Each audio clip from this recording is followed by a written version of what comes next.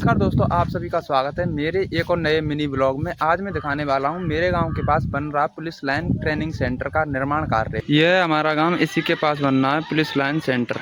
आप लोग देख सकते हैं यहाँ पर बहुत बड़ा ट्रेनिंग सेंटर बनना है, जिसका निर्माण कार्य तेजी से चल रहा है। मजदूर और मशीन मिलकर दिन रात काम कर रहे हैं। नींव रखी जा चुकी है और दीवारों पर काम चल रहा है। बहुत बड़ा एरिया जिसमें परेड ग्राउंड, क्लासरूम, हॉस्टल और अन्य फैकल्टियाँ बन रही हैं। मुझे बहुत बड़ी खुशी है कि हमारे गांव के पास इतना बड़ा प्रोजेक्ट बन रहा है। इससे हमारे इलाके का विकास होगा और लोगों को रोजगार मिलेगा। यह हमारी टीम जिन्होंने इस ब्लॉग को बनाने में हमारी मदद करी। वीडियो को लाइक करें, शेयर करें और फॉलो करना ना भूलें।